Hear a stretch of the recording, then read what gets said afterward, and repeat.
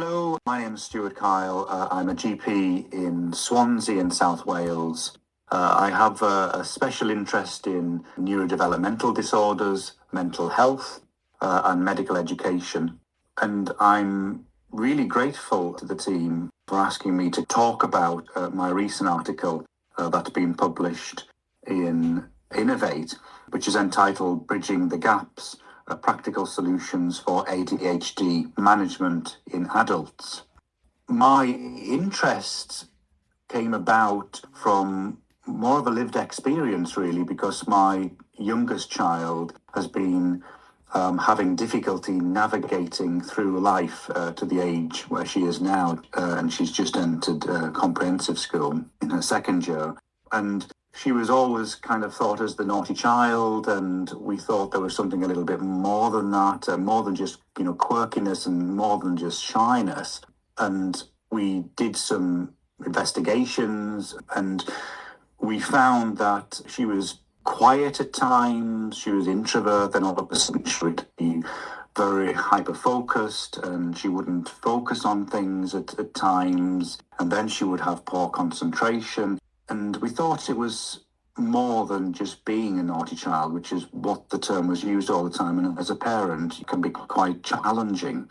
And getting into the system for an ADHD diagnosis, which is what she has now, was incredibly difficult.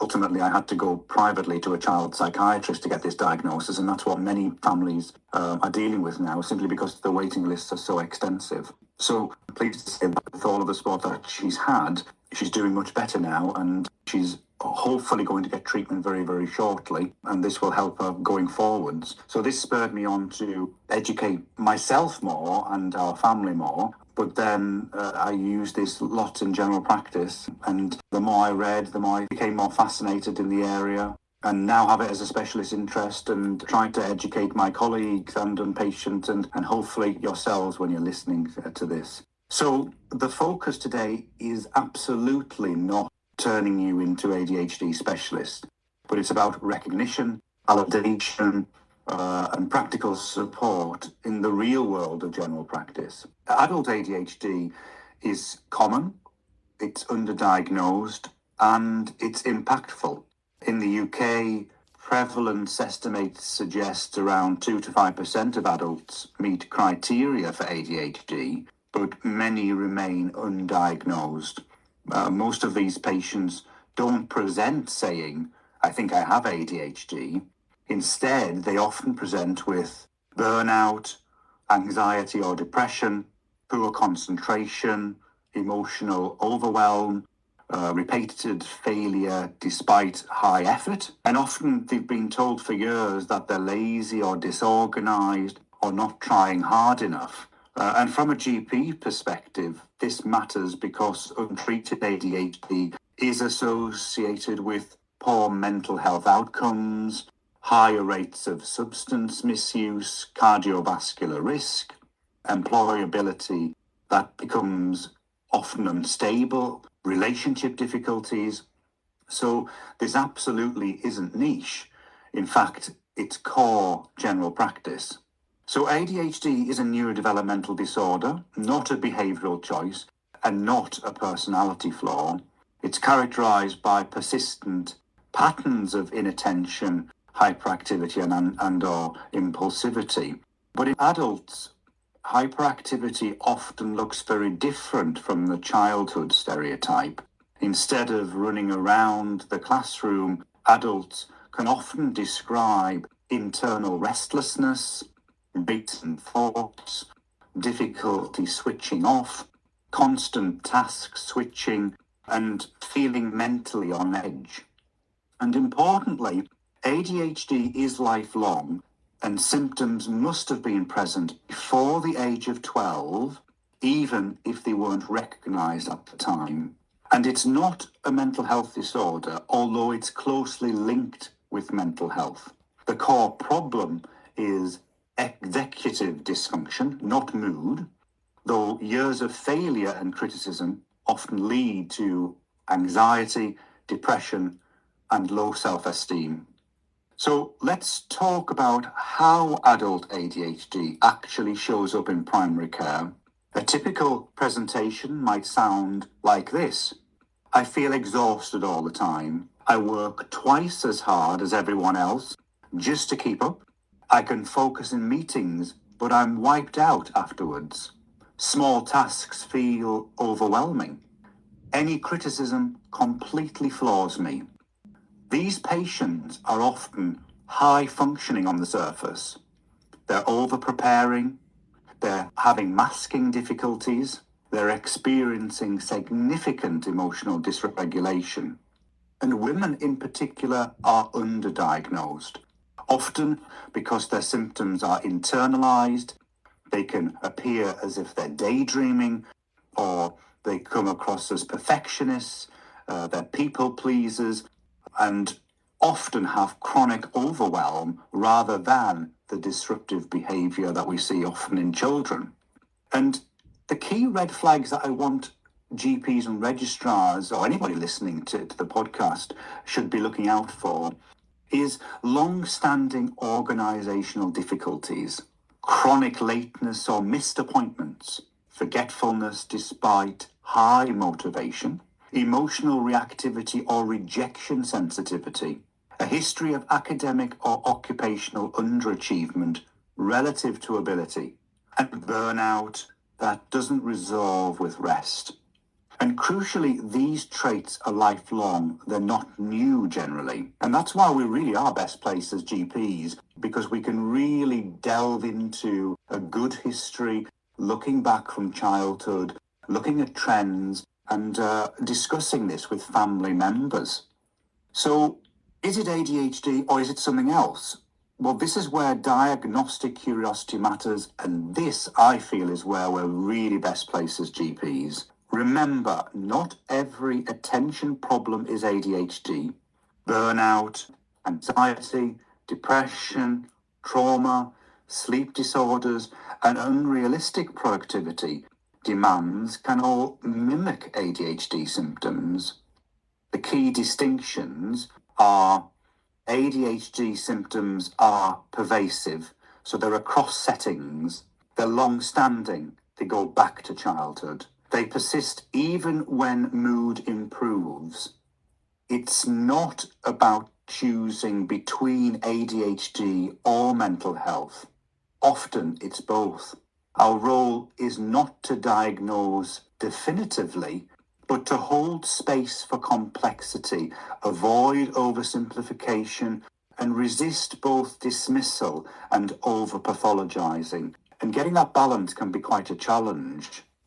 So what can you actually do in a 10-minute consultation as a GP or as a registrar? So the first step would be to screen. The Adult ADHD Self-Report Scale, or ASRS, is quick and validated. It can take about 2 to 5 minutes and has high specificity, meaning a negative result is reassuring. It doesn't diagnose ADHD, but it helps to deduce who needs further assessment. Next, start looking at the functional impact. ADHD diagnosis requires functional impairment. So ask, how is this affecting work, relationships, daily organization, emotional well-being? Tools like the VICE Functional Impairment Rating Scale can support referrals by clearly documenting real-world impact. Next, look at childhood onset. You don't need school reports, but ask about being labelled bright but lazy, chronic forgetfulness, daydreaming, behavioural comments at school, needing excessive parental structure. Absence of any childhood symptoms makes ADHD much less likely. So what do we do while patients wait? This is one of the most important messages. With long NHS waiting lists, a diagnosis-led model fails patients. Instead, we really need a needs-led approach. That means validating the patient's experience, offering psychoeducation, supporting executive dysfunction, addressing emotional regulation, and importantly, screening for comorbidities. And simple interventions can make a big difference to these patients. Written summaries after appointments, clear action plans, task and time management apps, encouraging routine and structure, and normalizing rest and recovery. And really, it's imperative that we get the language right because it really does matter. Phrases like, "This sounds real and difficult," "You're not broken, your brain just works differently," "We may not have a diagnosis yet, but we can still support you." These reduce shame and improve engagement. Medication is highly effective for many people with ADHD, and around 60% respond well, but it must be initiated currently by specialists. As GPs, we need to understand local pathways, be honest about shared care limitations, and manage expectations around private diagnoses. And we must focus on what is within our remit. Where prescribing isn't possible, functional support still matters. ADHD care doesn't start and end with medication. So importantly, in relation to the many comorbidities and long-term health issues related to ADHD, we know that it rarely exists alone. It's commonly comorbid with anxiety, depression, substance misuse, eating disorders, and autism, as well as many others. There are also significant physical health implications, and this is where we're really best placed as GPs to help manage these patients better. Obesity is common, diabetes, hypertension, smoking, and increased accident risk.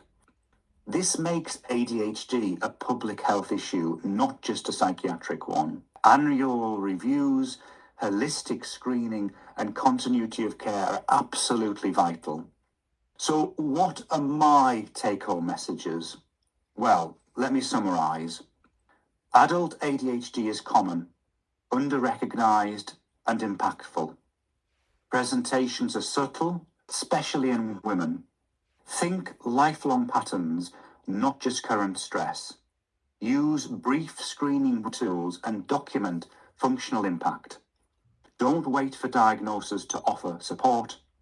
And a needs-led neuroaffirmative approach makes a real difference.